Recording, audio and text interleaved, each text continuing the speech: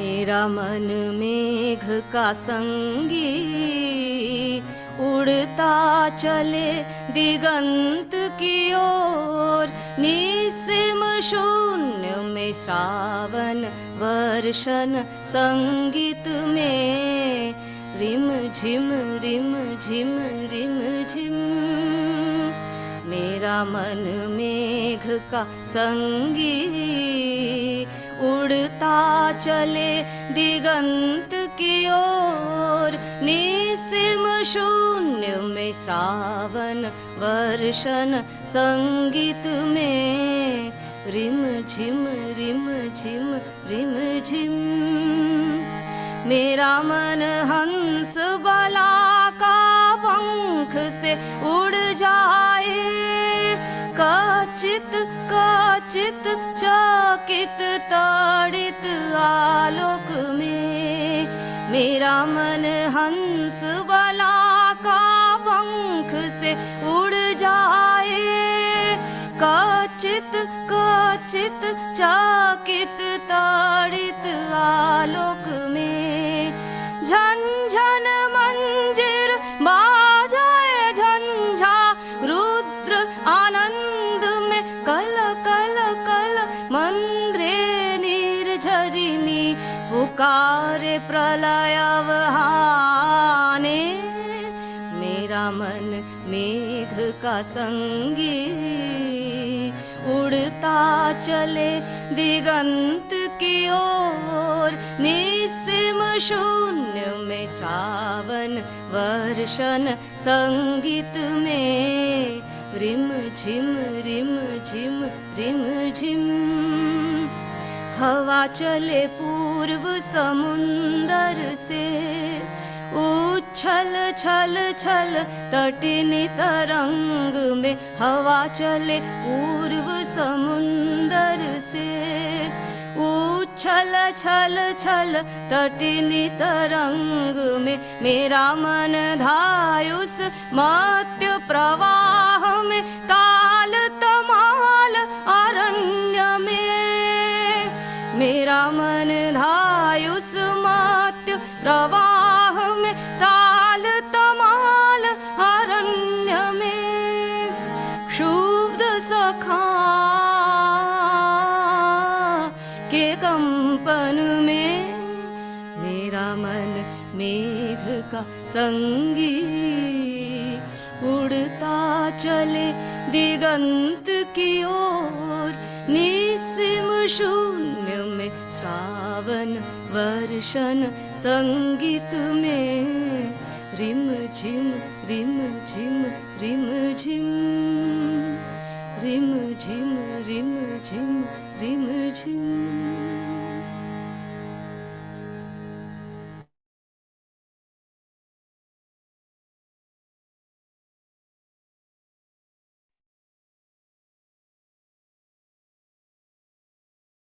Namaste, my dear brothers and sisters. The love and blessings of the Mother and Sri Aurobindo to all of you from Sri Aurobindo Ashram Delhi branch. This devotional song in the melodious voice of Mithu Pal is a departure from the usual devotional songs in which we indulge in a lot of self-flagellation. My mind is so volatile, it's uncontrollable, it's always going astray, and so on and so forth. Here, the devotee instead has reached some sort of an alignment of the mind with the divine and is therefore appreciating, enjoying, and relishing this transformed mind, which is tuned to the divine. And that can also be a very enjoyable and blissful experience, and it's not as unapproachable and unattainable as it sometimes seems.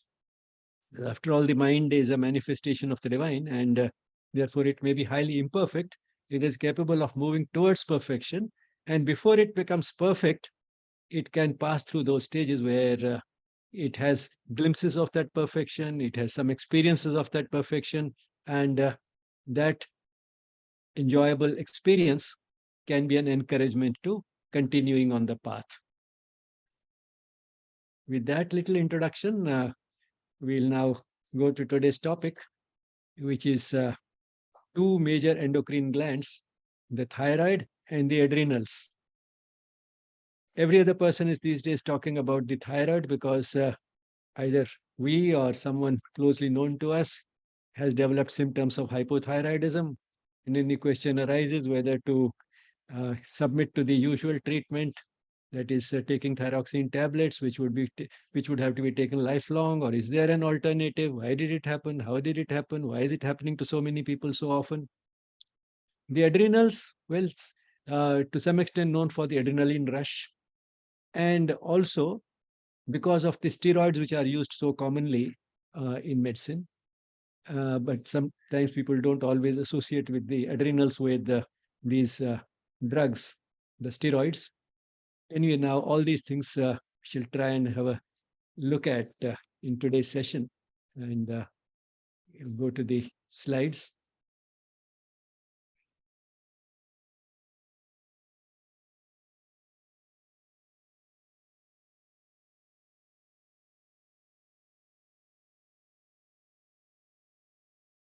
Starting with a thank you, not a bad way to start. Thank you, Mother, to start with, and thank you, Mother, when we finish the job.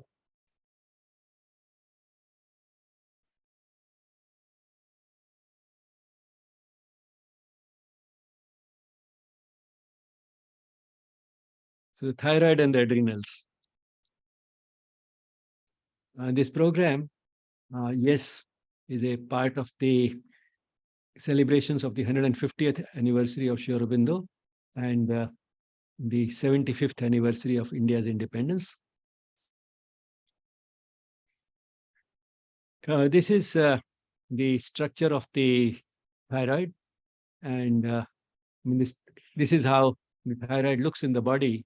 If you are able to see within, it's in the neck in front of the trachea, the windpipe, and here is the voice box, the larynx, and this continues as the trachea, this structure with all these rings. And in front of it are these two lobes of the thyroid gland. If we see it under the microscope, then we find that the uh, the structure is somewhat like this. You know, these follicles, these circular sort of collections uh, lined by these cells, and within which is the colloid, which contains the thyroid hormone, which has just been manufactured before it is released into the blood. We may see uh, the appearance which varies from this extreme to this extreme.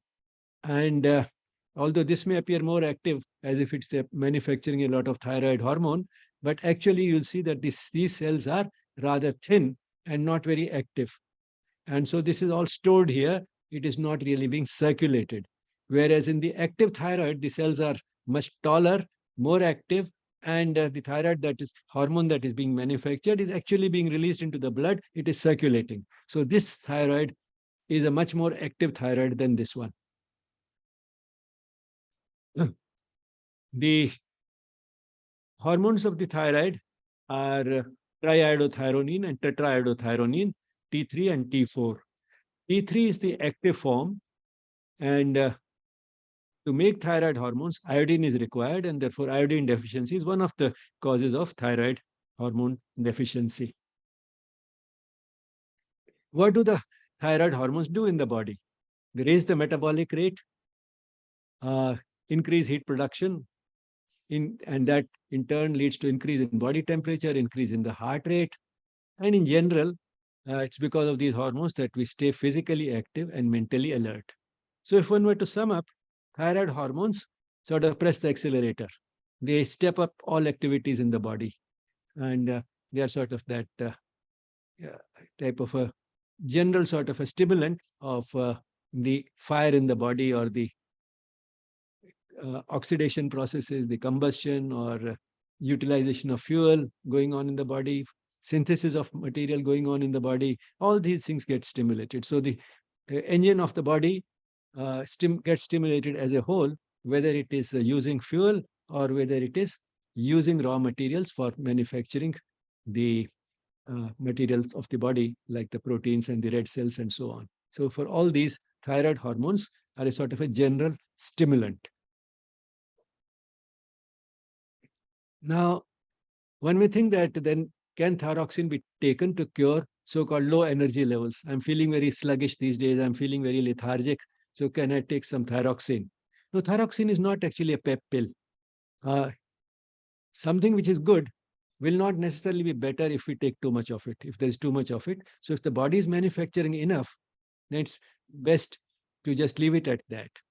Because thyroxine may be contributing to keeping us physically active and mentally alert. But all sluggishness and all uh, feeling of low energy levels is not because of deficiency of thyroxine. So the converse is not true. And therefore, if it is because of some other reasons, which is generally the case, that we are feeling low, we feel our energy levels have gone down, then it's better to address the reasons for which that has happened. And invariably, it will not be because of deficiency of thyroxine. If one still wants to make sure, it's better to get a test done and find out whether one is actually making insufficient amounts of thyroxine. Because rarely will the deficiency of thyroxine show up only as low energy levels. There will be many other symptoms also. And just this one symptom, and knowing that the thyroxine is responsible for keeping us alert and active, should not be sort of used as something, putting two and two put together. And therefore, if I have low energy levels, I can take a little more of thyroxine. I can increase the supply of thyroxine to the body by taking a thyroxine pill. So thyroxine is not a pep pill. Too much of a good thing can be bad. So if the body is manufacturing enough of thyroxine, taking any additional thyroxine will mean too much of thyroxine for the body, and that can be bad. And how is the secretion of thyroid hormone regulated? It is regulated through negative feedback, by the negative feedback mechanism, which we saw in considerable detail the other day. Here, the hypothalamus releases TRH, or the thyrotropin releasing hormone, which travels through blood to the anterior pituitary and releases from there the TSH, or thyroid stimulating hormone. Thyroid stimulating hormone uh, in turn stimulates the thyroid gland to manufacture more of the thyroid hormones T3 and T4. The levels of T3 and T4 in the blood then feed back to the anterior pituitary and the hypothalamus. If the levels are high, then TRH and TSH secretion will be inhibited. So as a result, less TSH, less stimulation of thyroid, the levels will start going down towards normal. On the other hand, if these levels are low, the same feedback mechanism will stimulate TSH production, will stimulate the TRH production. More TRH means more TSH, more TSH means more stimulation of the thyroid. The levels will start rising towards normal, and when they become normal, this mechanism will be shut off. So it is through this negative feedback mechanism that the levels of T3 and T4 are regulated, maintained at a normal level, and also increased or decreased depending upon the requirements of the body. For example, you can understand the requirement would be more in winters than in summers, because that is when the body needs to generate more heat.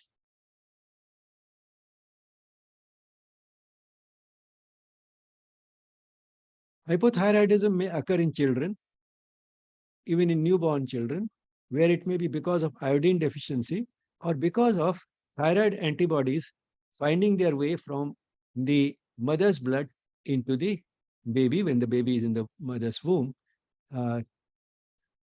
So how does a child who is born with thyroid deficiency uh, look, and how can we know that this child has hypothyroidism? It is generally overweight at birth, feeds less, sleeps more. It has a large tongue, and because of large tongue, the breathing is noisy and the cry is hoarse. The child is generally constipated and dull and inactive, and as it grows up, it shows growth retardation and mental retardation.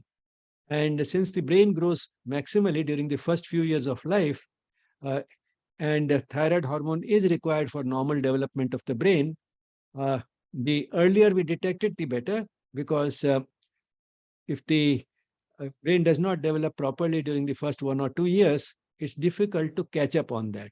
Physical growth one can catch up on, but mental development, it's difficult to catch up on. That develops maximally during a certain time window. And therefore, the earlier we detect it, the better. And if it is iodine deficiency in that region, in that part of the world, and many areas are in our country have iodine deficiency, but then luckily, I mean, we don't see much of it now because of iodization of salt. But when it was more common, then this was a major problem because iodine deficiency would affect not only adults but also the newborn children. Luckily, I mean, this problem is now not a major problem anymore because of iodization of salt.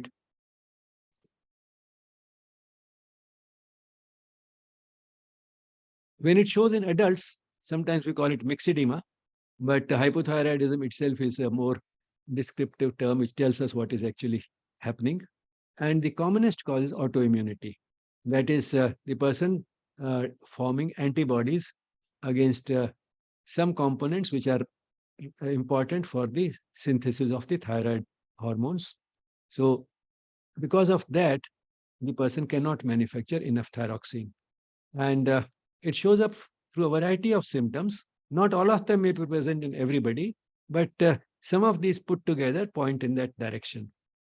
Because the person is not burning fuel at the normal rate, the person may start putting on weight.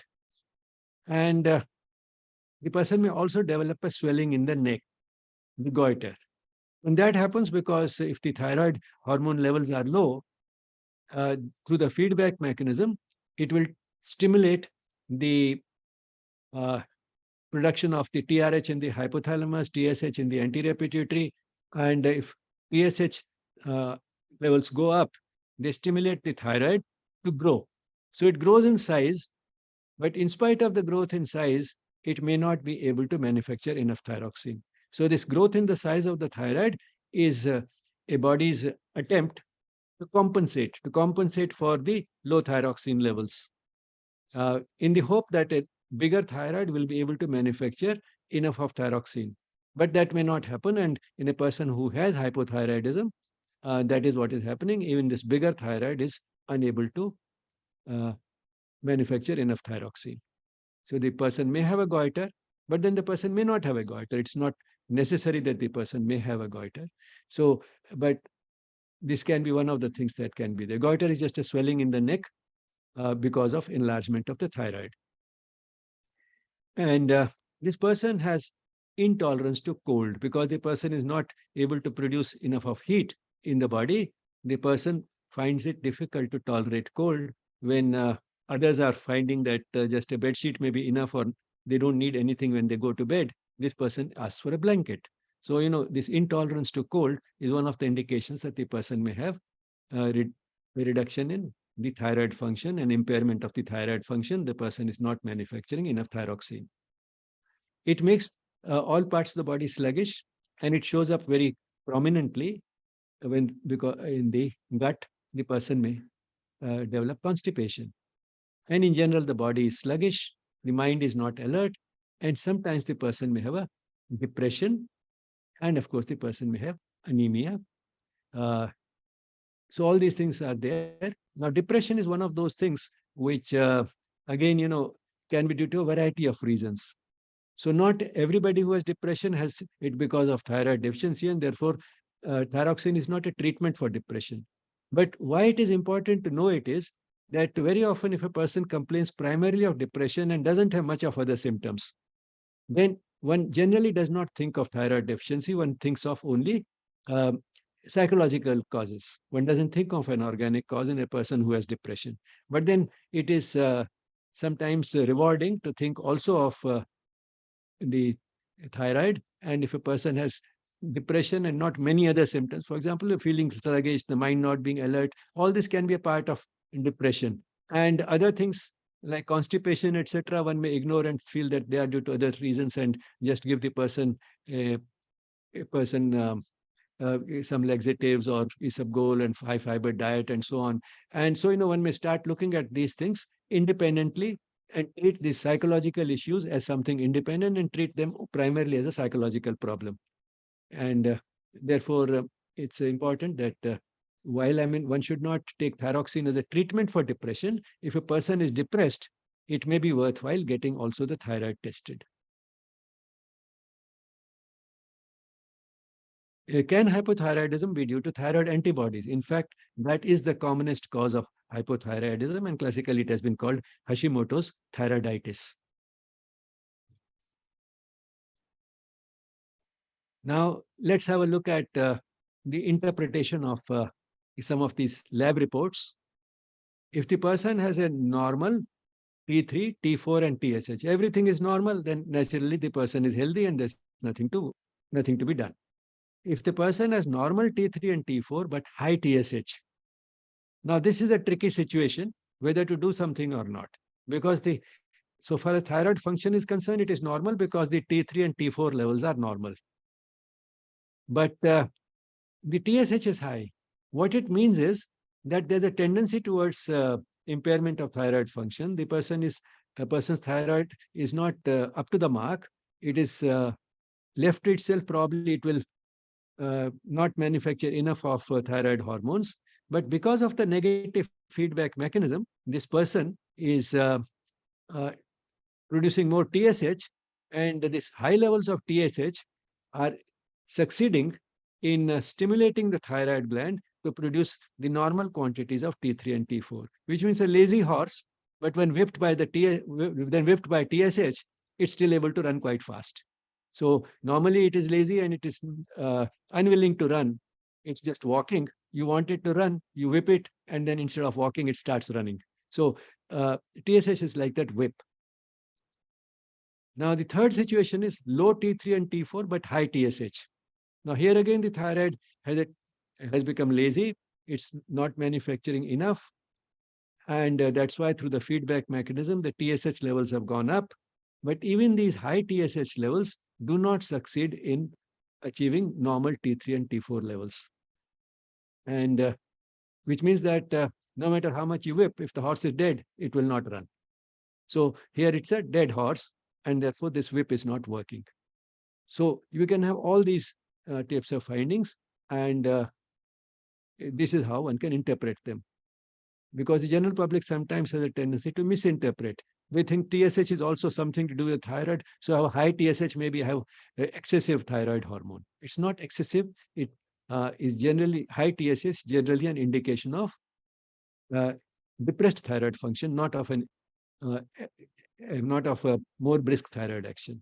So high TSH is a compensation by the body for the inability of the thyroid gland to manufacture enough of thyroid hormones, generally collectively called thyroxine, the thyroid hormones. So the thyroid gland is unable to manufacture enough thyroxine, and the body is trying to compensate for it by producing more TSH in the hope that this stimulation of the thyroid by the TSH will be able to compensate for this incompetence of the thyroid gland, or the antibodies to the thyroid antibodies. It will be able to compensate for that, and will be able to produce and will be able to achieve the normal levels of thyroxine in the blood.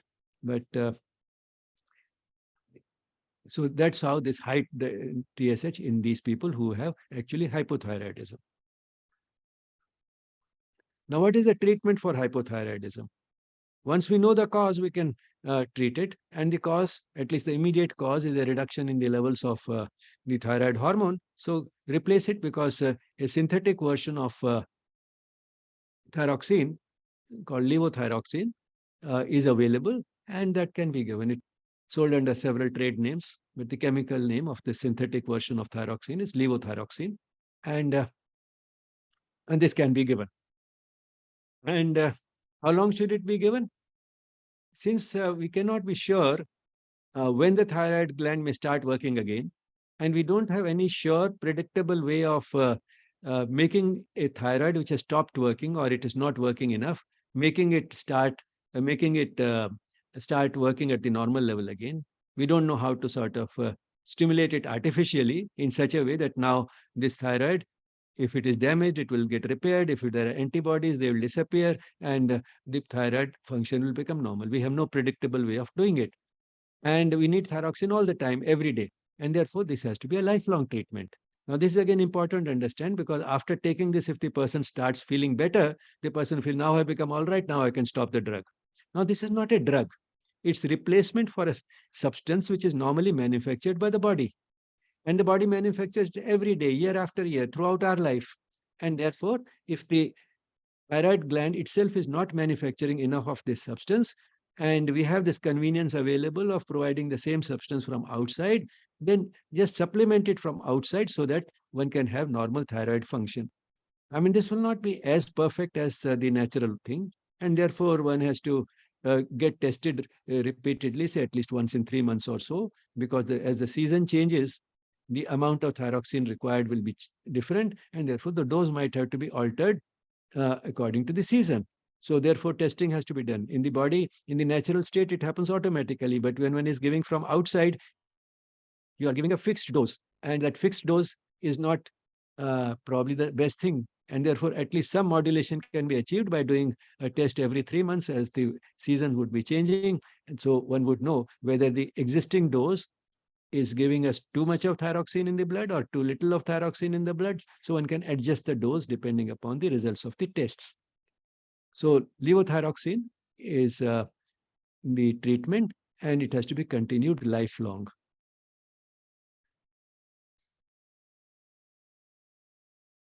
Are there any effects of overdosage of thyroxine? Yes, there are plenty. And some of these you can predict on the basis of the actions of the thyroid hormone that we have seen.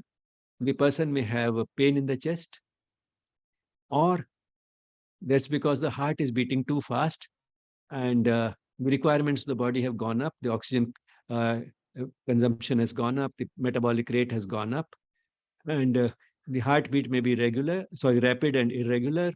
And the person may have tremors, shaking of the limbs, and nervousness, anxiety, and irritability. Instead of depression and listlessness, the person has anxiety and irritability. The person finds it difficult to fall asleep uh, because of this excessive activation of the body. There may be shortness of breath, excessive sweating, and some of these can be life-threatening. Some of these effects can be life-threatening. And for more, one can go to this site. The link is given here in this slide. One can go to this, which gives more about it. So some of these can be life-threatening, and therefore overdosage, while we are just replacing something made in the body, because we are not able to do a perfect job so far as the quantity is concerned, it's better to be careful and not take too much of it, and do it under medical supervision, getting the thyroid test done at least once in 3 months or so. How long should the treatment of hypothyroidism continue? Throughout life, for all practical purposes. And now, therefore, then people turn to other methods. Can Sarvangasana cure hypothyroidism? And something which is repeated parrot fashion by yoga teachers, they heard it from their teacher and they keep repeating it without thinking much, that an asana like Sarvangasana can cure hypothyroidism. How can it cure it? Because you bend the neck so much that the thyroid hormone gets squeezed, and then to make it more flowery, they may say it increases the blood flow to the thyroid, and so on and so forth. It massages the thyroid, it releases the thyroxine, and therefore you get cured. Now, thyroid hormone is not a bag of thyroxine that you just press it and release some and then you get cured. It doesn't happen. If it was that easy, nobody would be taking treatment for thyroid. Sometimes they say, well, not only this, if you add another 5 asanas, then it will be able to do it. Yes, it will give us better health, all right. And just as any other person can benefit from just as any other person can benefit from the yogic practices, the person with hypothyroidism also can. While continuing to take the treatment in the form of thyroxine pills, the person can also start doing all the yogic practices. The person in general will become more healthy, but not in the hope that the person will be necessarily able to, necessarily. I'm not saying that reversal cannot take place. Everything in the body can be reversed. There are very potent self-healing mechanisms in the body, but there is a lot of work to be done for that, which is far more difficult for most people to do than to take a pill every day. So that is the convenience that one has, and therefore to accept that, therefore to expect that these simplistic solutions, one asana, hypothyroidism gone, is something which is asking for too much from too little.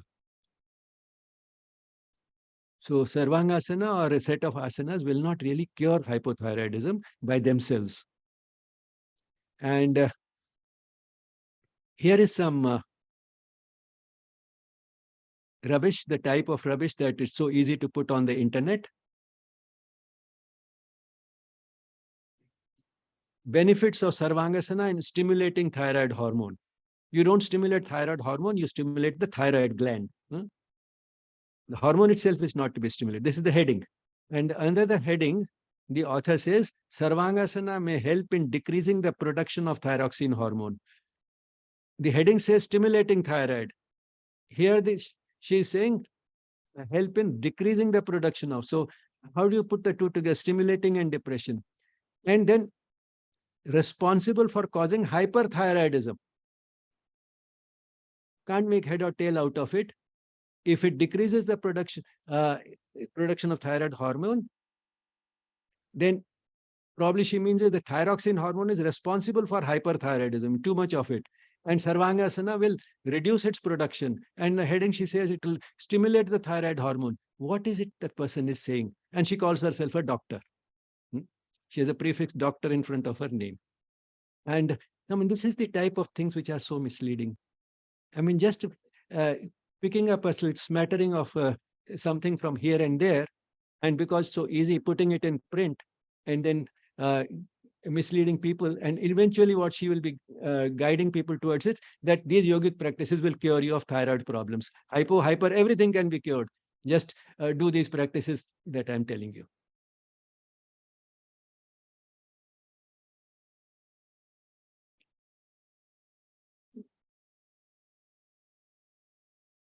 Now, Ayurveda, similar to yoga, again, Ayurveda and other traditional systems of medicine, they do have something worthwhile to give. It can be beneficial in stimulating and giving us better health in general. For example, Ayurvedic Dincharya. If the person feels inspired to follow the Ayurvedic Dincharya, which is a much healthier lifestyle than the person might have been practicing earlier, it is the person will have a better health. But to expect that it will cure without the necessary amount of work, which can be beyond the capacity of an average person, is asking again for too much from too little. Now, this is something a good teacher should not do. I discovered this, because even with my limited experience, dealing with people who have been coming to me with lifestyle diseases for the last 20 years, when and this integral health clinic was initiated at the All India Institute of Medical Sciences, I've felt that there is quite a bit of association between a variety of lifestyle diseases. And initially, a combination of some of these, like overweight, high cholesterol levels, cardiovascular disease, diabetes, was clubbed under what was called metabolic syndrome X. And there was a fair amount of sort of biochemistry known to show why this cluster of diseases tends to occur together. But gradually, one finds that there are more and more associations coming with other diseases. And I tried to look up on the internet today whether some documentation on this exists. And I came across this excellent article from Science Direct. Probably it's a science publication, and Science is one of the most reputed scientific journals. And this is a review based on a survey of a lot of literature, which says that there is an association between all these things. Hypothyroidism is associated with non-alcoholic fatty liver disease. That is, liver disease which is not because of alcohol consumption, but it is a fatty liver in which there's some accumulation of fat, which can be seen to some extent on an ultrasound, but confirmed only by a biopsy. Then cardiovascular disease, diabetes, chronic kidney disease, polycystic ovary, obstructive sleep apnea, and gastrointestinal and other cancers. All these are related. Now, there has to be some binding factor, something that unites them, something that brings them all together. And according to the authors of this article, the primary thing is non-alcoholic fatty liver disease. And this leads to what they have called lipotoxicity, that is the toxic effects of fat. And what is the toxic effect? The toxic effect is chronic inflammation in many parts of the body.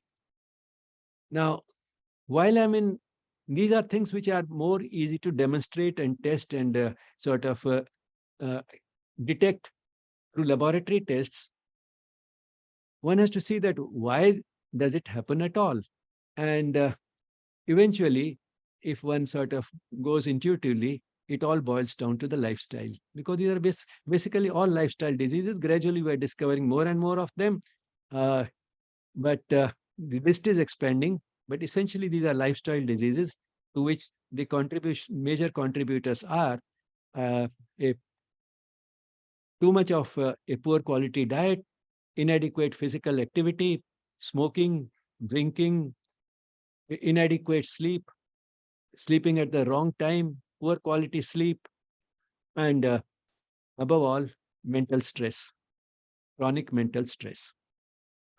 Now, these are the sort of basic components of the unhealthy lifestyle, which are generally manifesting first as overweight and then through a few other diseases. Not everybody will get all these, but then they seem to be associated, not just as a coincidence, but through a cause-effect relationship, all being the result of an unhealthy lifestyle. And the correlation can also be shown in biochemical terms as to how the liver is playing a central role, and liver is the laboratory of the body. And therefore, it's not surprising that the liver becomes a pivotal point from where one can explain the association of fatty liver with all these diseases. And in another way, one can say that overweight is the mother of all these diseases. So the first thing that happens is overweight, and then the rest follows. So whether we look upon overweight as the mother of all these, or look upon the liver, a damaged liver, as being responsible for that metabolic derangement, which can lead to a few of these diseases in many individuals, the important thing is to address the basic cause, and that is the lifestyle. This article has a focus on non-alcoholic fatty liver disease. And the liver is the laboratory of the body. But then one has to find out who is it that wrecked the laboratory. And that is what will help us address all these issues. Focusing on the liver does help us in unraveling those biochemical mechanisms which may link all these diseases together. But we should go further into the roots of this problem as to who is it, who is the saboteur, who is the terrorist who wrecked the laboratory of the body, the liver. And in the same article, there's a beautiful picture also. And so they're focused on the non-alcoholic fatty liver disease and shown what all it may be related to: chronic kidney disease, microalbuminuria, some skin disease like psoriasis, osteoporosis, and on this side they have other diseases, cardiovascular disease and diabetes and so on. So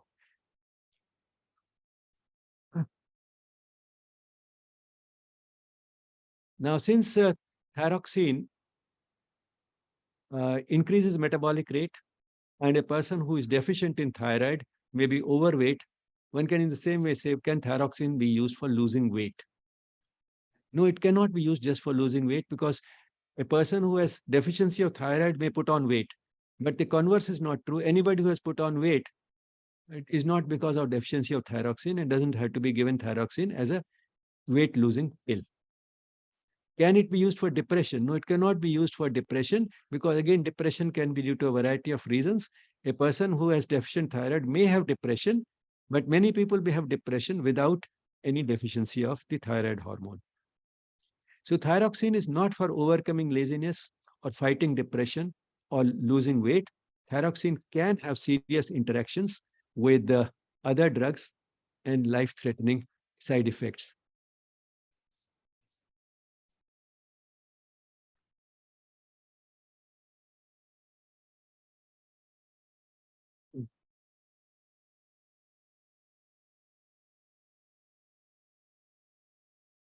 In short, thyroxine should be used only for thyroxine deficiency, and that too under medical supervision.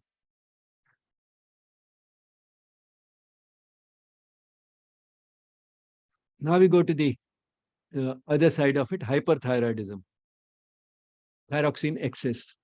The gland in the body becoming overactive. Uh, this would lead to heat intolerance instead of cold intolerance and a high cold tolerance. That is, the person will not feel cold even when it is very cold and everybody wants woolens. This person does not. But heat intolerance, the person finds it extremely hot when others are able to tolerate it. Will have excessive sweating uh, because the person is genuinely producing more heat, and that's why the heat intolerance and excessive sweating. And because the person is uh, burning more fuel, but not necessarily eating uh, the commensurate amount, loss of weight, tremors, anxiety and irritability instead of depression, and in some cases, the eyeballs may be pushed outwards. So that is what has been shown here, but this is not a necessary accompaniment of hyperthyroidism.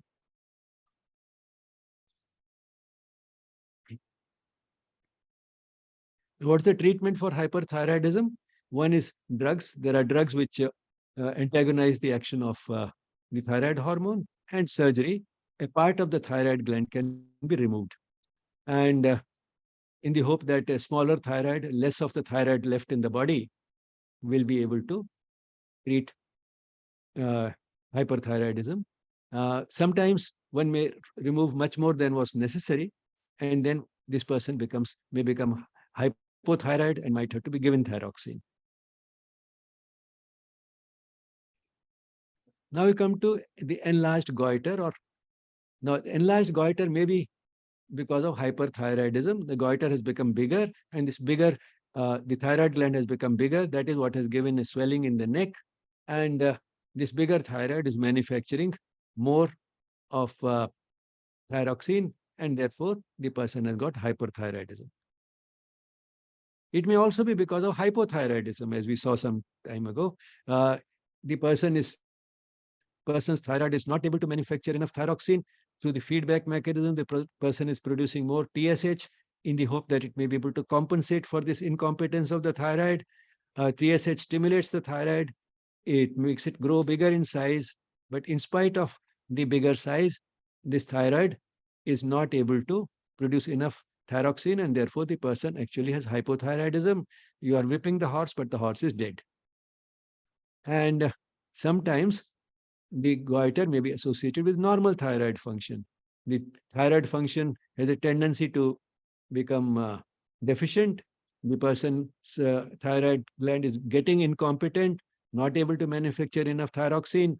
Through the feedback mechanism, the TSH secretion goes up, and this TSH stimulates the thyroid. It increases the size of the thyroid, and this bigger thyroid stimulated by TSH, is now able to produce the normal amounts of thyroxine, and therefore the person has normal thyroid function. So this is how we can understand that that goiter may be associated with hyperthyroidism, hypothyroidism, or normal thyroid function. And how can we sort it out? Through these tests. Because if the person has hyperthyroidism, the person will have high T3 and T4 levels. That is, the levels of thyroxine in the blood will be high. The thyroid hormone levels will be high because the person is producing more. And these higher levels may feed back to the uh, anterior pituitary, and therefore TSH levels may in fact be low. Normal thyroid function, the function is normal, therefore because the T3 and T4 levels are normal, but the person has a tendency to become hypothyroid, that is stimulating the production of TSH. So there's high TSH, and it is because of this high TSH that this somewhat incompetent thyroid is also able to produce the normal amounts of thyroxine. Or the goiter, when it is associated with hypothyroidism, then the thyroxine levels, T3 and T4 levels, would be low. These levels are low, and that is why the person has these symptoms of hypothyroidism. But through the feedback mechanism, these low levels are feeding back to the anterior pituitary, leading to production of more TSH. This high TSH is trying to stimulate the thyroid, but this whip is not working because the horse is dead. And therefore, in spite of high TSH, T3 and T4 levels remain low. So this is how, to some extent, we can sort out what the goiter is due to through these tests. Now we switch gears, we go to the adrenal glands. Adrenal glands are called adrenal because they are sitting on top of the kidneys. Their position here is incidental. It's not that the functions are necessarily related.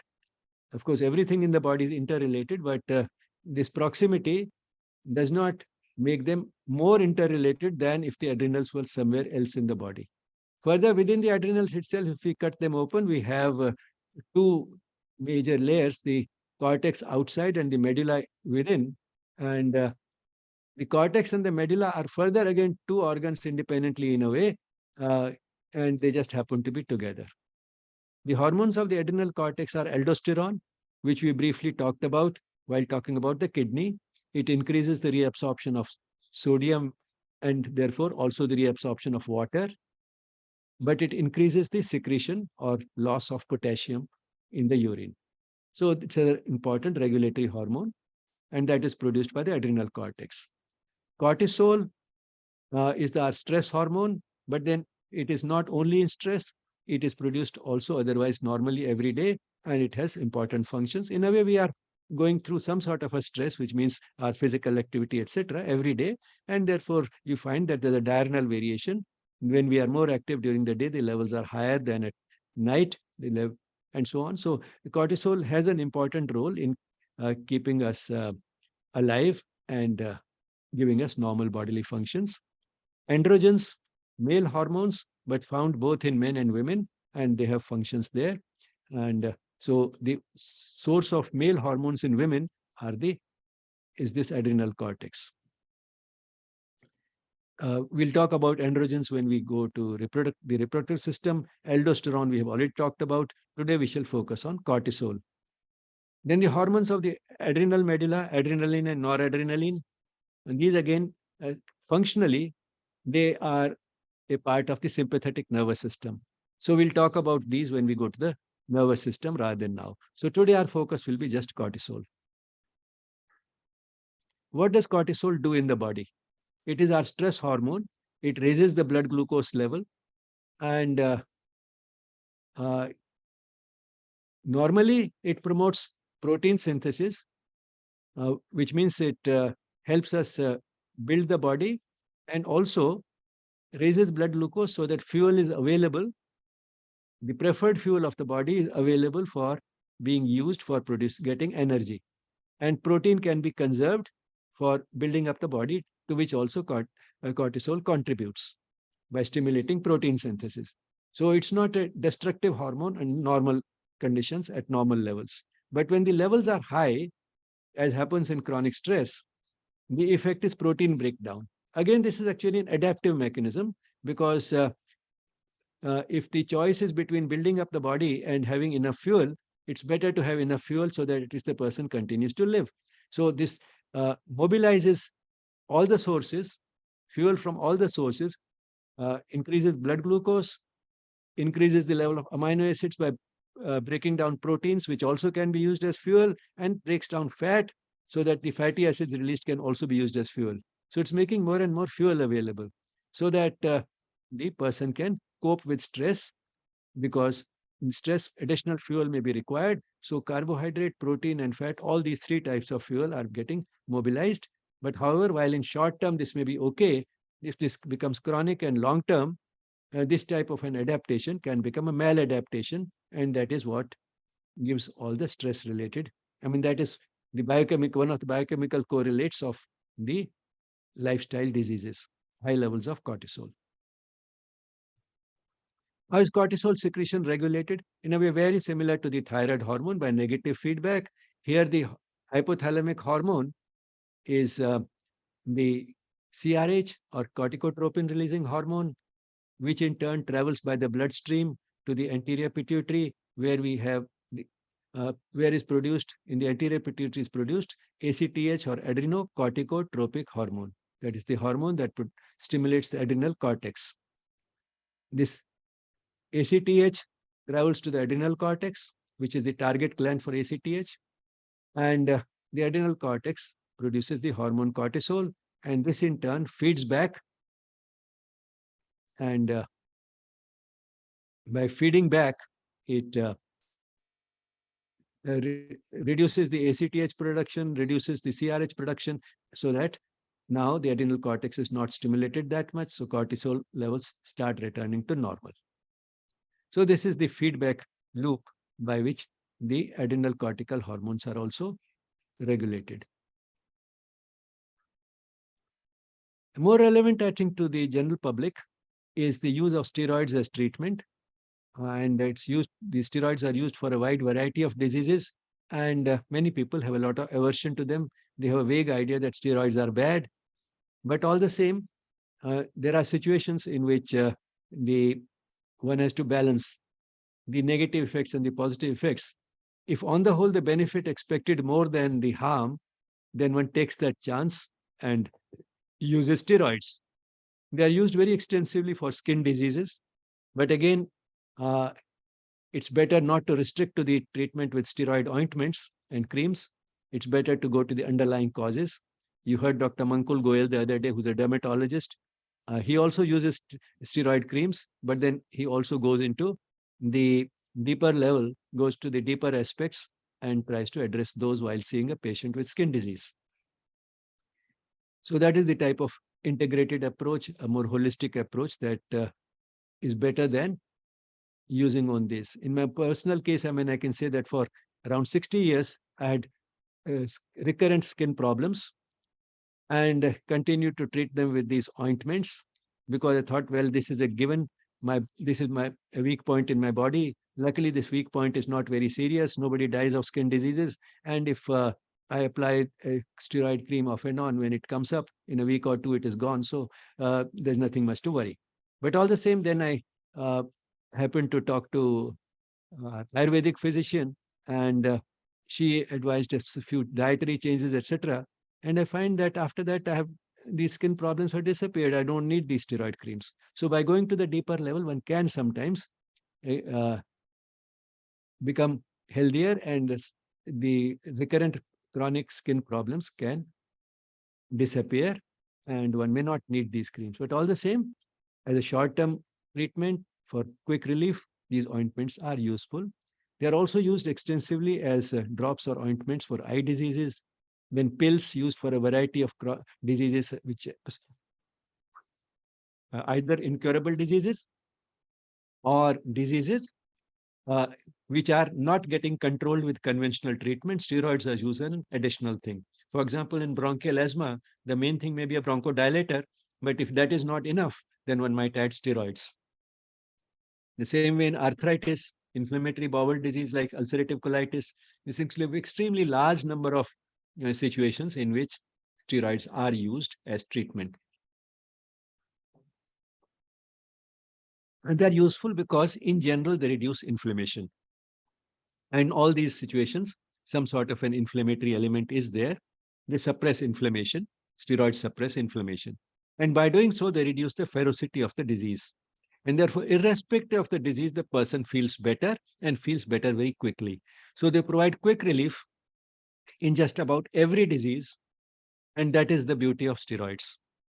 And the, and the hope is that once the disease has been controlled like this, it will remain controlled and one will be able to withdraw the steroids. But the fact is that steroids are only reducing the inflammation, reducing the intensity of the disease, the ferocity of the disease, making the person feel better irrespective of what the disease is, but actually steroids cure nothing. And not only that, because you have suppressed the disease, once the steroids have been withdrawn, there may be a rebound effect. The disease may return with a greater ferocity. It may return with a vengeance.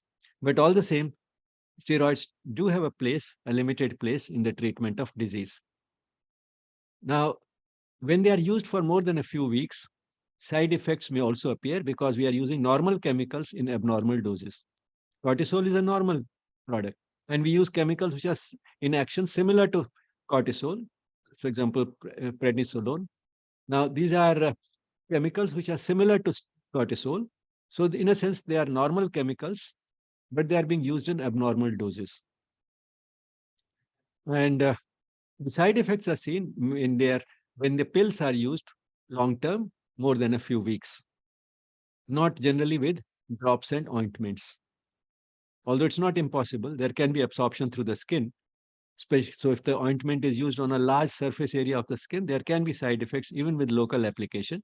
But most commonly, these side effects are seen only with the pills when used for a long time. And what are these side effects? Immunosuppression. And immunosuppression means more frequent infections. Muscle wasting, we saw that they mobilize protein from everywhere. So muscle wasting, bone wasting, which is called osteoporosis. So protein gets lost from these areas, and that's why the muscles become weaker, the bones become weaker. They also stimulate acid production in the stomach. So steroids can lead to acidity and eventually to peptic ulcer. And the change in the appearance of the person develops a round, moon-shaped face, starts growing excessive hair all over the body. Even a woman taking steroids for a long term may develop uh, hair on her face.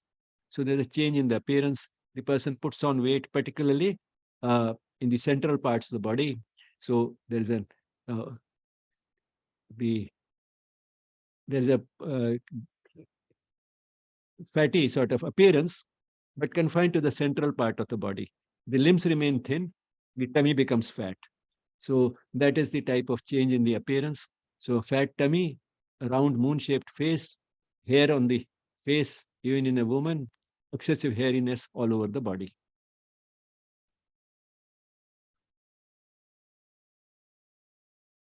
All the same, if a person gets tired of these side effects and decides, I don't want these steroids, you can't stop them suddenly. Steroids which have been taken for a few weeks have to be tapered off. They can't be stopped abruptly. And the effects of stopping them abruptly would be that the disease which has been suppressed would worsen. It will come back with a vengeance. Even more important, there are side effects due to cortisol deficiency. And why does that happen? Why is the person unable to produce enough of cortisol in the body in spite of having normal adrenals? That is because you have given the person something similar to cortisol for several weeks, and these high levels of this artificial substance, artificial steroid that have been given, has suppressed the production of ACTH from the pituitary through the negative feedback. And if this has gone on for a few weeks, now the pituitary has become lazy and the adrenal cortex has become lazy. The person has not needed to produce any ACTH from the pituitary. It has been suppressed. Without this ACTH, the person has very high levels of corticosteroids because of the drug that we are giving from outside, the synthetic steroids that we are giving from outside. So the person has high levels without the without any need for stimulating the adrenal cortex by the ACTH. So the ACTH does not have to be produced. The adrenal cortex doesn't have to produce any cortisol, and yet the person has more than the normal levels of cortisol-like substances. And if you withdraw it suddenly, these parts, the pituitary and the adrenals, have become lazy. They will take time to recover. And to give that time, the steroids, when they have to be stopped, they're tapered off. The dose is brought down in steps and not suddenly. So why steroids are tapered off and not stopped suddenly is because of ACTH suppression. Because the anterior pituitary has been suppressed, high levels through the feedback mechanism have suppressed the pituitary for a long time, and it will take time for it to pick up. And because of ACTH suppression, the person will not be able to manufacture the normal levels of cortisol as soon as we stop the steroids, and therefore the steroids have to be tapered off. They should not be stopped abruptly. Suggested reading this popular book, The Human Machine, 2 textbooks, Fundamentals of Physiology and Understanding Medical Physiology. And this is the place from where I'm speaking and where I stay and work, Sri Aurobindo Ashram, Delhi branch. This is our email address on which you can send any questions or comments. yes@yesspirituality.com. Gratitude to the Mother and Sri Aurobindo for making these sessions possible. And thank you all for being there.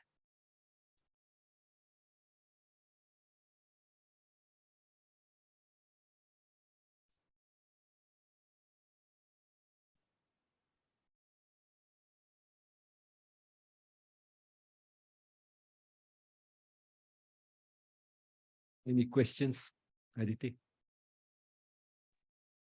Not yet. There are no questions in the chat box.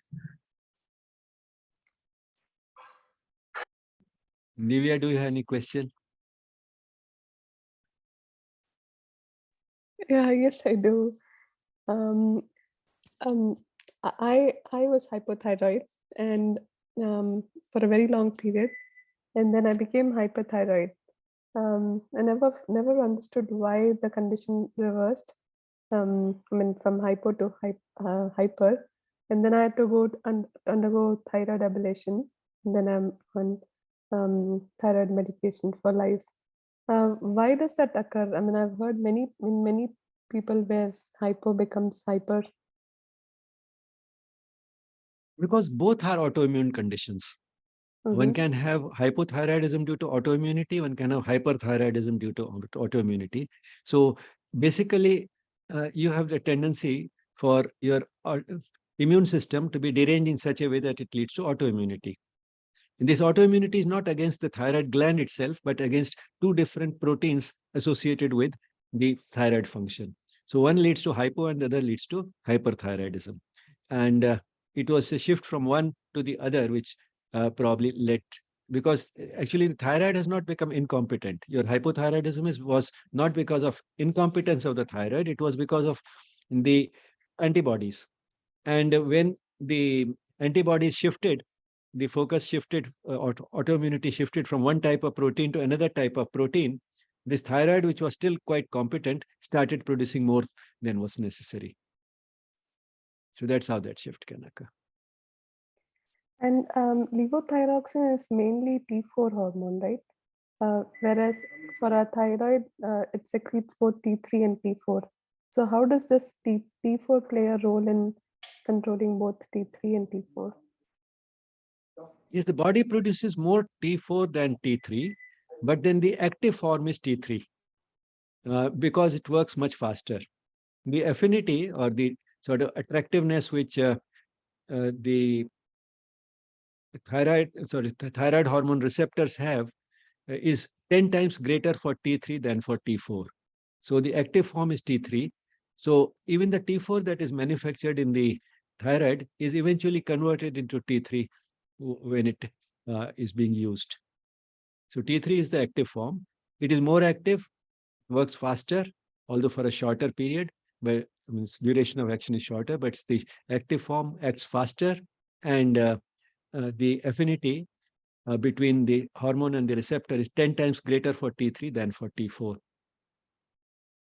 And one of the sort of reasons for sometimes overweight is given the T3, T4 imbalance.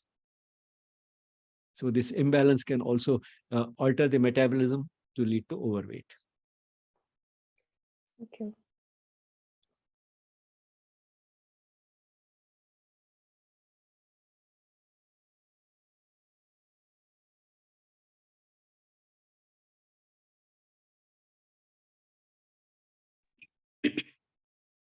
Sir, once I got infected, then I got severe fever, then I got tremors, then I got hair fall, I got high headaches and high kind of fever. Just I suffered for almost 5 to 6 months. I was going for all the tests, and they did all the tests, and including CT scan and everything. So they couldn't recognize what happening. It's been a long time, like 7, 8 years back. So then they did all the tests, and it was called coming. It started from the throat, itchy throat pain.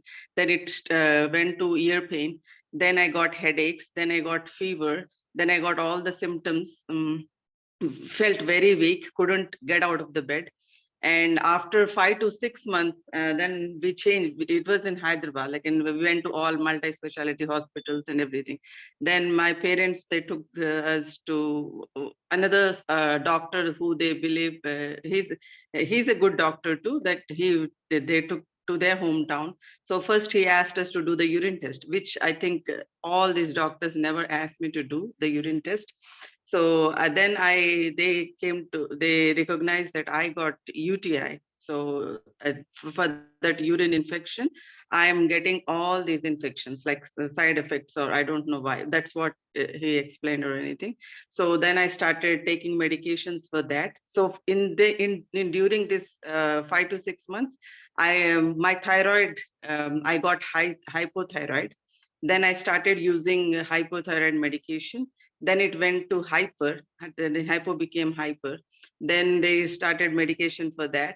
So after all after that urinary tract infection medicines, and after I started feeling better and everything, then slowly everything settled. Now I'm not using any thyroid medicine or anything.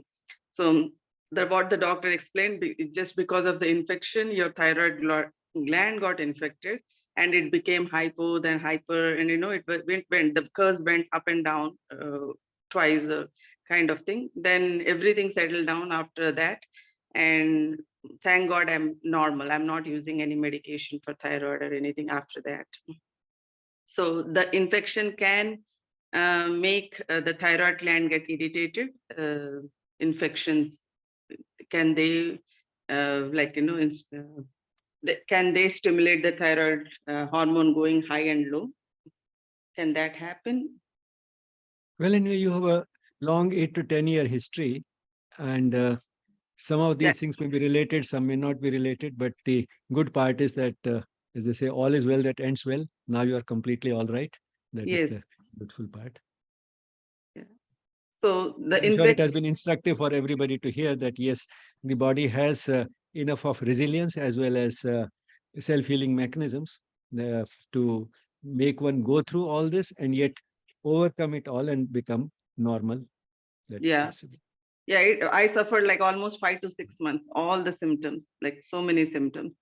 Then again, after my symptoms my UTI got normal, and everything got normal, then everything settled down. So then I went for recheck, and they said it's all normal. You don't need to take any medications. So my question was that, like, can infection can irritate the thyroid glands? So you see, when we are looking at the infection, it's not the infection itself may do it, but something is happening to the immune system. In fact, a variety of things that you mentioned are just jogging the immune system. The immune system is trying to do its best. But then the wisdom of the body, if taxed too much, can also lead to some problems. And that is what probably was happening when your immune system was getting jogged, sometimes by the sore throat, sometimes by the UTI, and then sometimes developing antibodies which led to hypothyroidism, sometimes the antibodies which led to hyperthyroidism. So it was basically sort of an immune system which was being shaken up too often and which was not always working perfectly. yeah, this was happened when we moved back from US to India. So it didn't happen right away, but again, like, it happened within that year. But in the beginning it was fine, then it happened the first year. So then it again all came to normal. I mean, why I'm saying that is because it was associated with an infection. Doesn't mean that the germ did everything. The germ which was responsible for the infection, because sore throat germs or especially kidney infection can go on for long. But an infection which is due to sore throat, those germs don't go on for years. It's basically the immune system was being used, misused, overused throughout this period, and that's what making the immune system do some wise things which were making you get better from one condition, and also sometimes in that process of being overactive and being overused and misused, the immune system was also ending up doing some things which were undesirable. So is that the cause of UTI? Like, everything, like when I started taking UTI medication, everything settled down, like, one after the other. Well, I mean, UTI, like any other infection, would be a combination. All infections, when they manifest, they are a combination of the germ, the resistance of the, and the resistance of the body. So it's a interplay between the two that leads to the manifestation and how the infection behaves. How much symptoms it will produce, how well, how soon it will go away. That's an interplay of the germs, which germ it is, and its inoculum, that is how much is the germ population which has entered the body, and how much is the resistance of the person to dealing with that infection. Thank you, sir. Um, uh, Doctor, I have you brought this correlation where um, lifestyle issues, and you highlighted non-fatty liver. In Ayurveda, most of the line of treatment is improving the gut and treating the liver. That was an interesting correlation, how fixing those two can fix some of your thyroid issues. Yes, exactly. I mean, we are gradually discovering the rationale or explanations in terms of modern science for some of this ancient Indian wisdom, in which a lot of illnesses have been traced to either the gut or the liver. You heard Dr. Mankul Goyal the other day talk about the germs residing in the gastrointestinal tract, the microbiome, and how it can be associated with a very large variety of diseases, as well as how much role it is playing in keeping us healthy. And the same can be said of the liver, because the liver has always been known as a focal point where a lot of chemical reactions are going on, and that's why it has been called the laboratory of the body.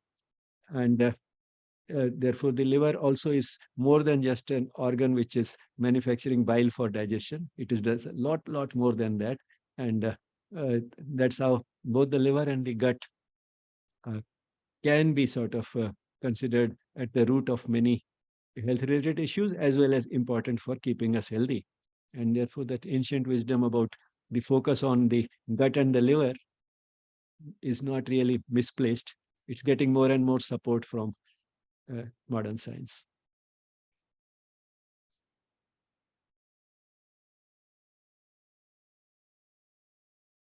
This article that I was showing, which I discovered only today morning, which documents the association between say, a large cluster of diseases with non-alcoholic fatty liver disease, is a recent article, it's 2019, and it's a good article. And why I said a good teacher does not do it is because normally you don't start talking about something which you have just discovered 2 hours before the class. Knowledge should undergo some seasoning before you are able to talk about it, but then I felt tempted to share it with all of you.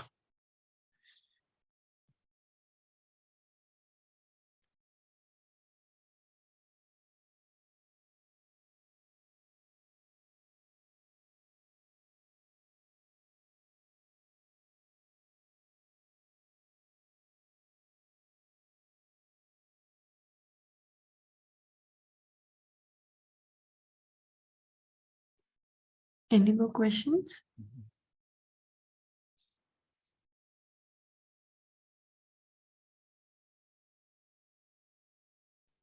All right, then if we don't have any more questions, we can close today's session and meet for the practical class on Thursday. Thank you, everyone.